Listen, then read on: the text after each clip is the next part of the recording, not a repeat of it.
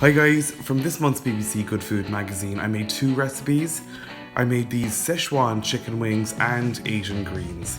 I paired the two of them up because the wings are really rich and they'd go well with the lighter pak choy that's just dressed in a nice oyster sauce dressing.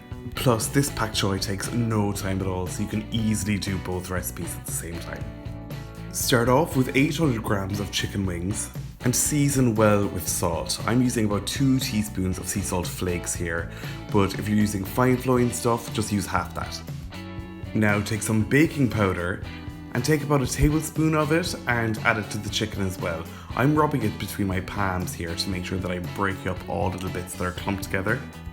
Then toss them all up to make sure that they're all nice and evenly coated with the salt and baking powder. Then add them to a baking tray lined with a wire rack. Traditionally these wings would be deep fat fried in China, but doing them in the oven this way is a lot healthier, and something happens when the wings are coated in baking powder where the powder just reacts with the fat in the skin and it just really crispens up and it's really nice. Now transfer them to a preheated oven at 160 degrees Celsius for 30 minutes, turning halfway through. Now take a frying pan and add 1.5 teaspoons of these gorgeous Sichuan peppercorns. These have a gorgeous citrusy perfume, but also have a really nice numbing heat. Next, add the same amount, about 1.5 teaspoons of chili flakes. Now take the frying pan and place it over a high heat and allow the spices to toast for about 2 minutes until they become really beautiful and aromatic. Then take them off the heat. The recipe now says to grind them up in a pestle and mortar, but I'm using an electric spice grinder because the Sichuan peppercorns have a really tough skin, like a popcorn kernel, that tends to get stuck in my teeth and throat unless they're really pulverized. Of course you can use a pestle and mortar if you prefer, but this way is a lot easier, and these spice grinders are really cheap as well. I think this cost me about £15, and I've had it for a few years now and I use it all the time for everything, especially Indian cooking.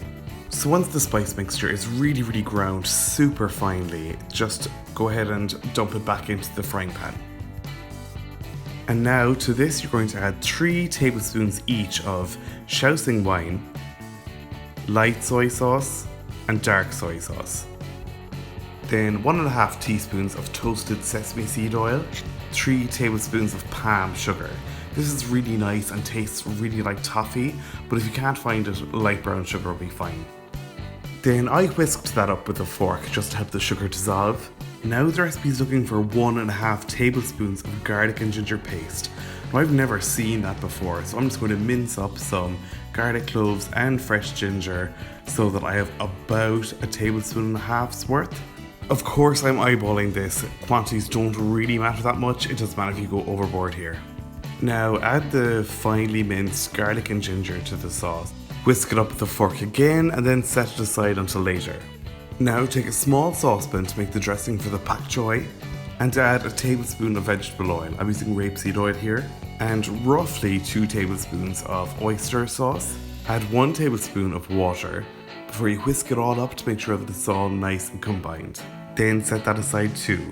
By now it should be time to turn those chicken wings, so just go ahead and turn them. Then roast for another 15 minutes before you turn the oven up to 220 degrees Celsius and roast for another 20 minutes. Now prep the garnish. Just measure out a couple of tablespoons of peanuts. I'm using ready salted here because they are all I could find. And just chop them up really coarsely. Don't worry about this at all, it doesn't have to be super neat or anything.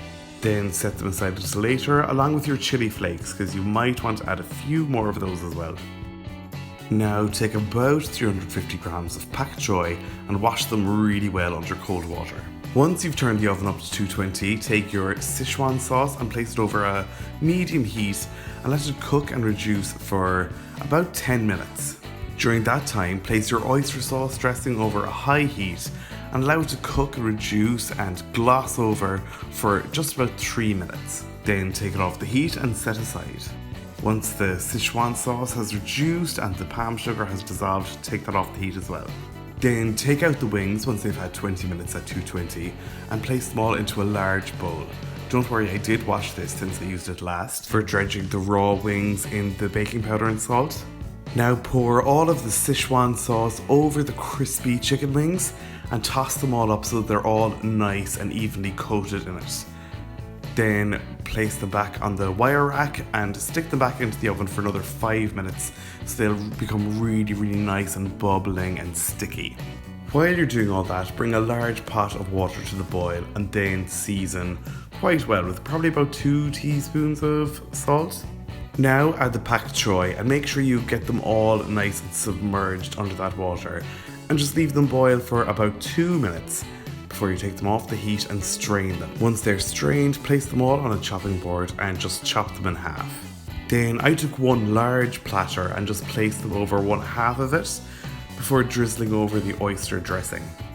Then take out the wings and put them on the other side of the platter. Don't worry if they look burnt, they're not, trust me. The sauce they're in is really dark and rich from all that soy sauce and brown sugar as well.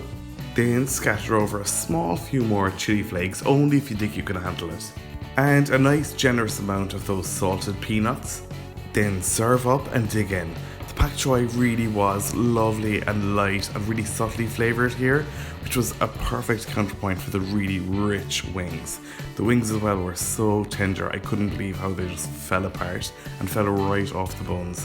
It was so good. Thanks a million for watching, guys. If you liked this video, be sure to hit the like and subscribe buttons below. You can check me out on social media if you like as well. All the links to my accounts are in the description, as well as the link to my blog where you'll find this full recipe at www.rookiecook.org.